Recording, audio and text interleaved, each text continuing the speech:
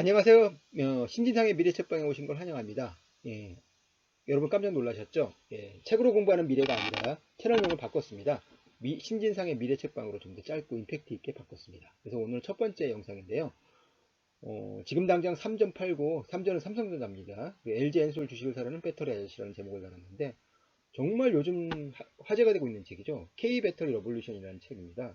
제가 정말 재미있게 읽고 그리고 정말 개인적으로 관심 있는 분야에 관련된 최고의 책이었던 것 같아요. 그래서 책과 저자에 대한 소개와 저자가 제시한 여러 충격적인 주장에 대한 나름대로 저희 생각, 저는 100% 배터리 아저씨의 말을 동의하고 예, 좀 인정하는 건 아닙니다. 그래서 그리고 저 개인적인 평가로 함께 마무리하겠습니다. 이 책이에요. K 배터리 레볼루션. 놀라운 사실은 저는 두 가지 사실이 놀랐는데요. 이 책에 본 표지에 이 분이 박순혁 이 저자의 사진인데요. 일단 작년 9월 말까지 박순혁이라는 이름을 들어본 대한민국 사람은 거의 없었을 겁니다.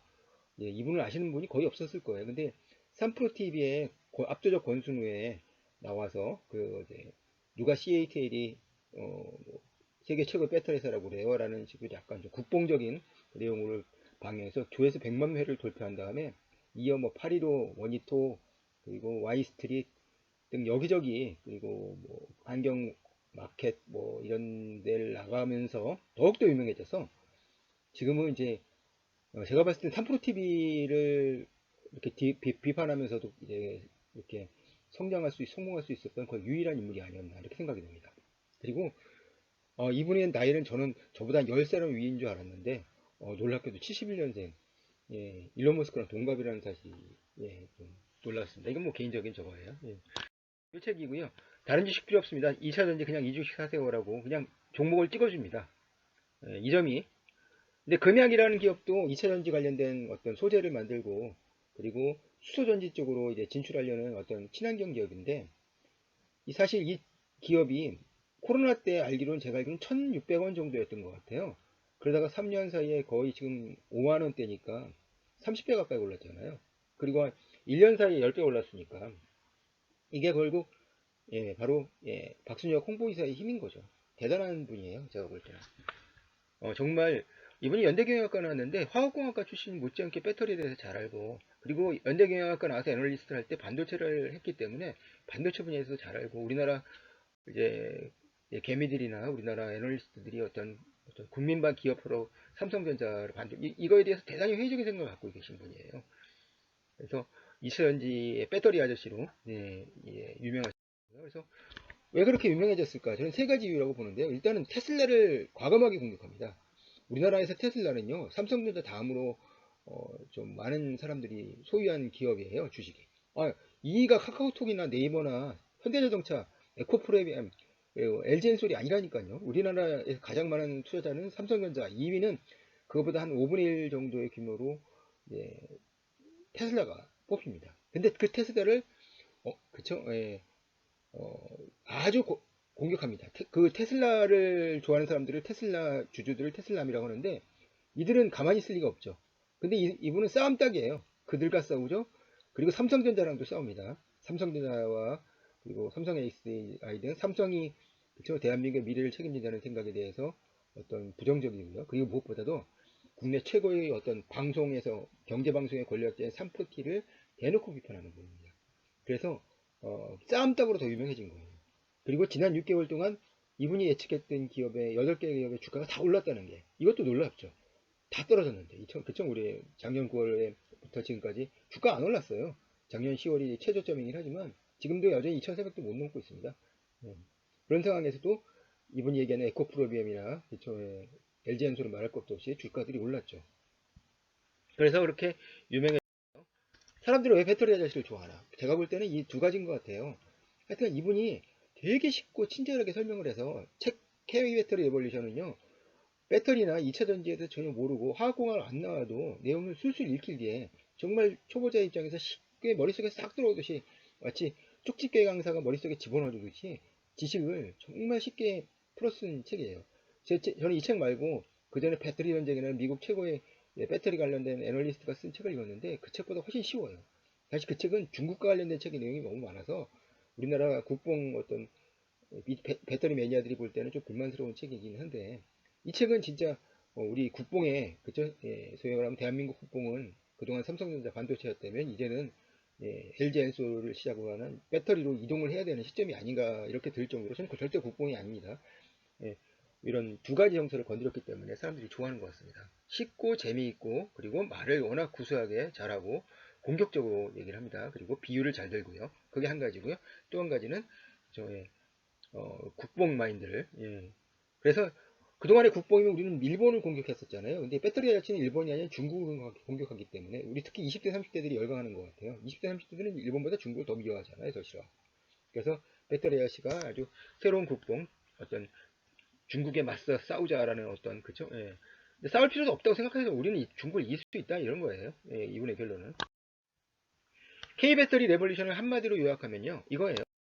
삼성전자, 테슬라 그만 사고 LG엔솔과 에코프로텍을 사라. 나머지 6개 주식까지 포함했을 때. 그 이유는 그죠? 예, 그게 돈이 되기 때문이란 얘기죠. 저도 삼성전자, 테슬라를 주식을 모두 가지고 있는, 그죠? 예, 테슬라는 그죠? 미래 전기차에서 어떤 독점적인 경제적 혜자를 구축할 수 있고, 삼성전자는 진짜 대한민국 애국자라는 생각으로, 삼성전자가 망하면 대한민국이 망한다는 생각으로 거의 뭐 아는 재산을 들여서 삼성전자 주식을 사놓고 있는데, 그런 나조차 이분의 책을 읽고 마음이 많이 흔들렸어요. 정말 저는 삼성전자 매니아인데. 그리고 저는 이건희 회장과 이병철 회장의 어떤 자서전과 정의까지 다 읽은 사람인데도 지금 생각을 바꿔야 하는지 지금 심각하게 고민일 정도로 이 책이 이렇게 쉽게 말하면 반대자를 설득할 수 있는 책이 가장 그저 논리적으로 탄탄한 책인데요. 저는 또 논술 강사 출신이잖아요. 근데 굉장히 논리적으로 근거 있게 그렇게 자신의 주장을 펼치더라고요. 그러려면 이거예요. 전기차의 초기술력은 초기역차는 전기차 껍데기가 아니라 그쵸 모양만 홀레만 마치 포르쉐 같이 보이는 테슬라가 아니라 배터리 그 중에서 양극재에 있다는 게 그걸 알아야 된다는 거예요. 그러니까 양극재를 모르면요 배터리에 투자하지 말라는 얘기죠. 어떤 기술 어떤 력에 저는 이런 생각을 했어요. 아, 리튬에서 뽑아가지고 그거 만드는 게 뭐가 힘들까 생각했는데 그게 아니더라고요. 책을 읽어보니까 정말 그쵸 예, 섬세한 기술력이 피어나게 하고 수율을 잡는데 정말 그쵸 수율은 진짜 그런 얘기입니다. 그 어떤 불량률을 이제 제로로 만드는 그 완벽한 그렇죠? 예. 그리고 에너지 밀도를 높이는데 정말 많은 기술력이 필요하더라고요. 자, 우리의 이게 92년도부터 이제 그때가 아마 삼성 세계에서 소니가 리튬이온 전지를 가장 먼저 개발했을 때였거든요. 근데 바로 권영수 지금은 부회장이 회장이 됐지만 사장을 필두로 해가지고 LG화학에서 그 분야를 키울 때 저는 선결점이 정말 있었다는 생각이 들어요. 그래서 이게 어떤 전제가 되고 그가 책에서 꼭 집어준 8개의 주식을 보죠. LG엔솔, LG화학. 근데 저는 솔직히 LG엔솔이 좀 있습니다.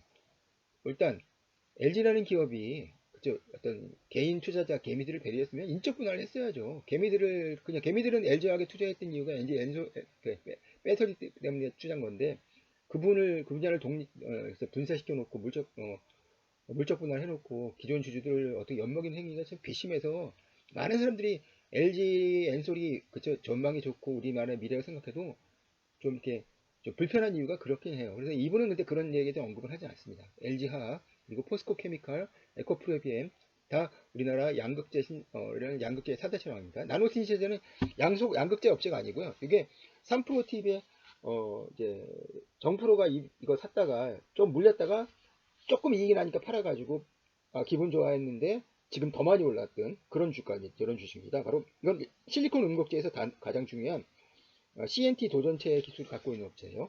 그리고 SK 이노베이션은 지금 LG 엔솔에 이어서 세계 2, 3위를 다투는 세계 5위권 정도를 다투는 한국의 2, 3위 그렇죠? 배터리 업체고요. 에코프로비엠의 이제 모회사가 되는 지주회사고요. 그리고 포스코홀딩스도 포스코 케미칼을 비롯해가지고 그리고 보니까 아르헨티나에 리튬 광산을 갖고 있고 그리고 무엇보다도 제가 희망을 걸고 있는 수소환원 제철에 어떤 엄청난 투자를 진행하고 있는 포스코의 어떤 모기업 주주회사인 거죠. 이렇게 8개를 추천하고 있습니다. 진짜 많이 오르면 2배 정도 올랐고요. 작년 9월 이분이 추천한 이후에 못 올라도 50% 올랐으니까 지금 솔직히 말하면요.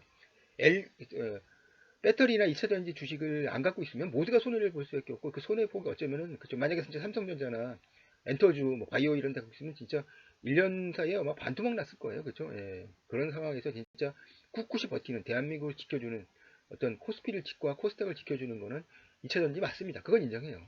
근데 이런 생각이 들어요. 왜 LNF와 삼성 SDI는 추천 종목에서 빠졌을까?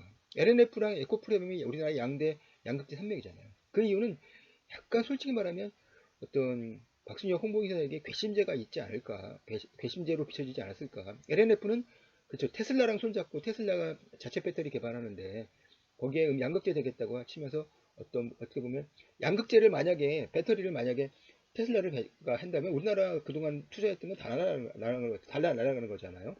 그래서 조금 괘씸죄라고 생각이 들더라고요. 삼성 SDI는 전고체 배터리를 지금 그쵸? 예, 근데 약간 저자는 이게 좀 약간 초현실주의 SF라는 식으로 약간 좀 현실성이 좀 떨어진다고 보는데 여하튼 삼성 SDI는 기본적으로 삼성에 대한 이 저자가 별로 신뢰를 하지 않아요.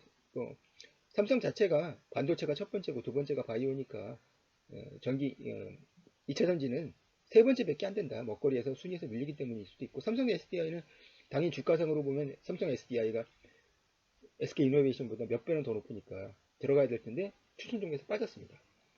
예, 요 개인적인 여기에는 좀 개인적인 호불호가 좀 작용했을 거라는 생각 좀 들어요.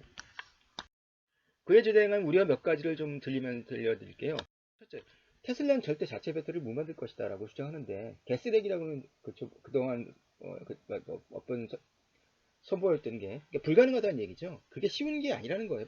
배터리 만드는 게 정말 그렇게 어려운 건지 다른 견해를 가진 사람들도 있을 거거든요. 그래서 이 분야에 대해서 테슬라를 팔고 내가 LG 뭐 화학이나 LG 에너지 솔루션을 사겠다는 분들은 한번 다른 분 견해를 가지신 분들의 이야기도 좀 들어보는 게 좋을 것 같아요.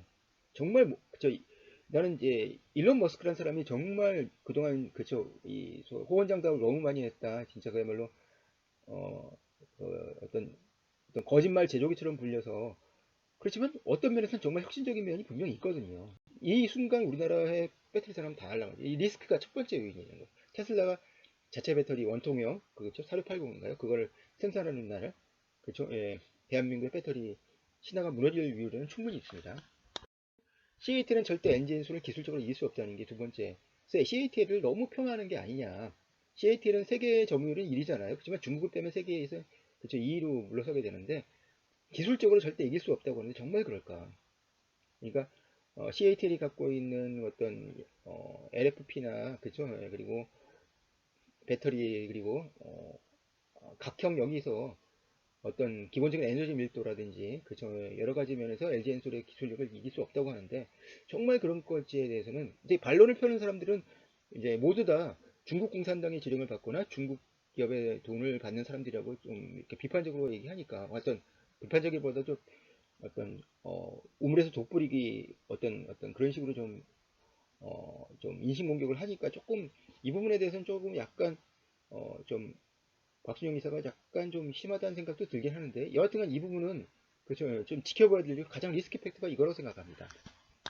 그다음에 중국이 걱정이 있어요. 중국이 현재 139개 그 리튬 공장 중에서 100개를 사들였고 앞으로도 계속 사들이고 있어서 저는 이게 목적이 결국에 중국은 화학 그리고 그중에서도 2차 전지 분야를 세계 석권을 해서 앞으로 그죠 이 전기차에서 테슬라도 제치고 BYD나 지리자동차 이런 데들이 그리고 뭐 이오나 리오토나 그런 이런 업체들이 그죠 좀 세계 그죠 전기차 시장을 그죠 독점하겠다는 생각을 갖고 있는 것 같은데 만약에 전 세계 리튬 공사를 다 사는다면 우리는 그동안 그래서 이분은 좀 많은 사람들이 비판적으로 평가하는 이명박 대통령의 자원외교도 긍정적으로 평가하는 부분들이 있어요.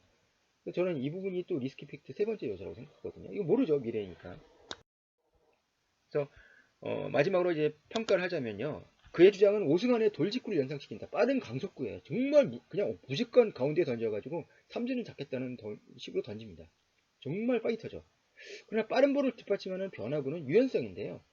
왜냐면 이분은 너무너무 확고하게 그죠? 우리나라가 어떤 확정적 미래로 앞으로 10배 오른다라고 근데 그런 확정적 미래는 없는 거잖아요. 뭐 확률적인 미래는 존재하지만 확률적으로는 저는 내연차가 그죠? 어느 순간 사라질 거고 전기차가 그 자리를 차지할 거라고 생각하는데 그건 어디까지는 확률적 미래라고 생각하거든요. 개연성 높은 아직 확정적 미래는 아니기 때문에 변화구가 조금 아쉽다는 생각도 들고 결국 이 책에 대한 호불호는 삼성전자가 대한민국의 미래라는 이꼬르라는 생각에 얼마나 동의하는지 뭐 동의할 수도 있고 나처럼 저를 많이 동의하는 편이거든요. 이거에 따라 아주 달라질 수밖에 없다. 그리고 만약에 2000년지 주가가 갑자기 못 나가는 일이 벌어지면 또 어떻게 되겠냐. 그때 되는 지금의 모든 사람들은 지금 박순혁을 외치면, 그죠? 예, 배터리 아저씨 외치지만, 그거 비난이 될 가능성은 얼마든지 있다는 거죠.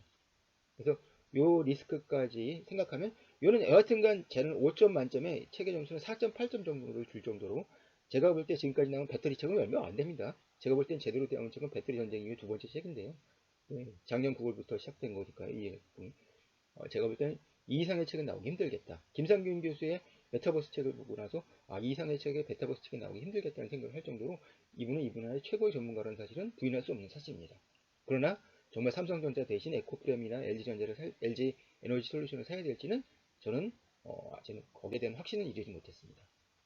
네, 이상으로 제 리뷰를 마치고요. 도움되셨다면 구독과 좋아요, 알림 설정 부탁드리겠습니다. 특히 구독은 제게 큰 힘이 됩니다. 앞으로도 좋은 책, 미래에 도움이 되는 책들 리뷰를 통해서 여러분께 찾아뵙겠습니다. 감사합니다.